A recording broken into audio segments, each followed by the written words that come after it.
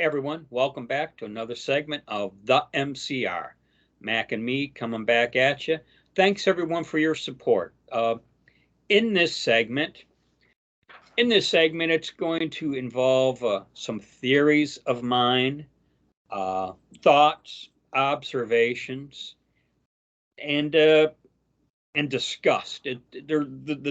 My disgust has reached perhaps a new low. It involves all these classified documents that seem to be popping up everywhere. Trump's documents, Biden's documents, and then all of a sudden Pence has got documents. And you're wondering who else has got documents now, classified documents. Well, you could argue that Hunter Biden had documents. Yeah, well, you know what? He did, since they were where he resided. But, when you sit back and you think, how the heck did this all get started? Well, I like to theorize. Theory is someone flipped. Who? Who flipped? Who dropped the dime? Who dropped the dime on who? And so begins a series of theories. Let's go back a few years when Durham was assigned to investigate this whole Russia nonsense, right? Yes. Remember he made a trip to Europe to do his investigation? I do. Yeah. Well, there is the theory that he has uncovered an incestuous relationship with all sorts of entities. Okay? Okay. Now, and if you recall, when this Russia thing got going, one of the first guys they targeted was Paul Manafort, remember? I do. And the guy did seem, I'll use dirty for lack of a better word. Okay. Shady opportunist. Shady. I like that. Thank you. Manafort did appear to be a little shady, and perhaps that's why Trump dumped him. Okay. Right. But they thought they were going to get Trump through Manafort. But now it's coming to light that Manafort was doing business deals with some of the same entities Hunter was. Yeah. And here's the theory. What started off as a get Trump has almost boomeranged into Hunter/President Biden. The big guy. The big guy. I mean, did anyone know this, or did anyone suspect this? Did anyone wonder about it? Or if they knew, did they just think it was going to be kept secret? And right. And recently, and I don't know when this really all happened, other than I heard about it in the news some weeks back, that FBI agent, Charles McGonigal. They are wondering, the theory is, this Charles McGonigal might be the one that flipped. They don't know this because, they're keeping it all secret. Someone flipped.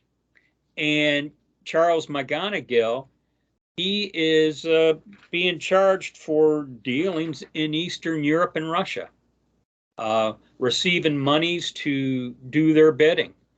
And this has got 100, it's, if I could, you would almost have to, when you watch a crime movie and they're in their tactical operations center and they got all these pictures and names on the wall with lines going from one person's picture to another. That's what you need to describe what's going on here. There's so many shady entities and how they're interconnected and related to each other. And the scary thing is, some of it did lead to, we'll say, shady Republicans, but some of it led to shady Democrats, a la Hunter Biden and his dealings. The word is China was involved with Albania, and Hunter had dealings in Albania also. And they have to wonder if that's not how he got in cahoots with the communist Chinese through Albania. You know what?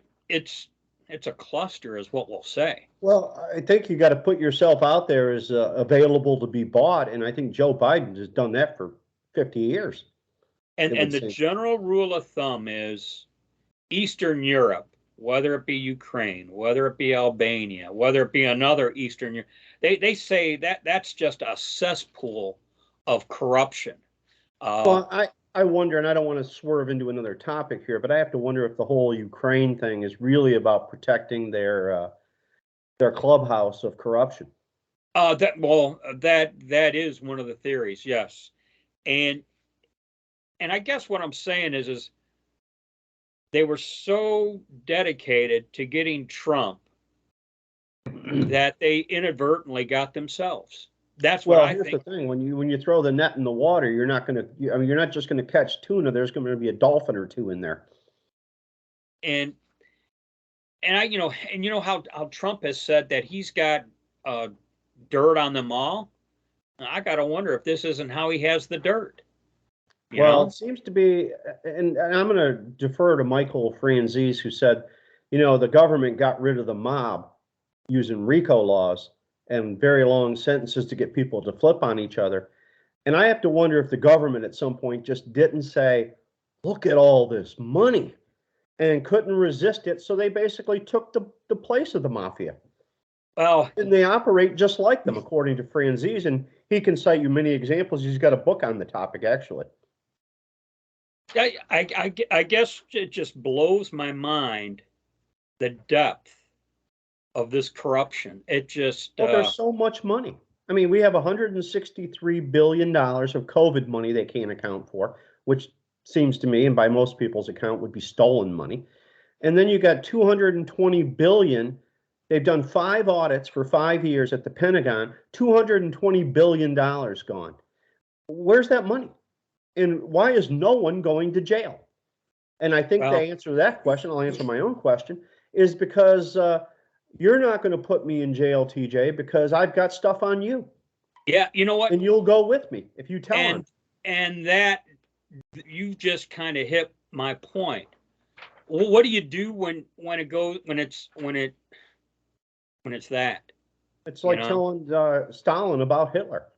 Yeah, and the thing of it is, the Republicans are hoping to use this to affect their political gains. The Democrats want to use this to, clearly Biden's become damaged goods now. So now they're going to use this whole scenario to basically, I think they're going to say, hey man, you got to go after all this, or even we'll smear you.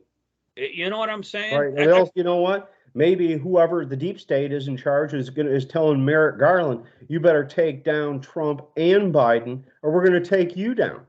Yes, and that's another one of my theories. And Garland's the keeper of the information. He can leak what he wants and control. He controls it all, really, at this point. Well, I will say this, and I don't know his reasons, and now I don't even think they're probably honorable, given his activities. But Mitch McConnell, we owe it thanks to him for keeping Garland off the Supreme Court. Oh yeah, this is a bad actor, this guy. Well, that's all I got for this one. Just I don't see a solution. I guess this leaves the topic open-ended, but there's a solution we can't talk about. You know what it is. Mm-hmm. Our audience knows what it is. There's a solution. I mean, how much longer can any country exist if this is their modus operandi, as I like to say? Yeah, you got the World Economic Fund working in the background, or Forum working in the background. Yeah. Trying to do their pseudo-communist thing for the one world government. So prudence dictates preparation. What more can you say in that regard? And can you even prepare enough? Yeah. So that's all I got. I'm very disheartened at the depth of, I mean, you already know there's corruption, but I guess I never thought it would be that deep, I mean, call me naive maybe. Well, you it's know? unchecked. It's been unchecked, and it's only going to get worse. So that's the point. And that was the point I just wanted to make in this one. Just wow. All I can say is wow. I'm kind of flabbergasted at the depth of it all. That's all. And Okay. any final I don't thoughts, have Mac? anything to add to it. No. Okay. Well, thanks everyone. We'll catch you in the next segment. As always, be safe, watch your six, and don't tread on me.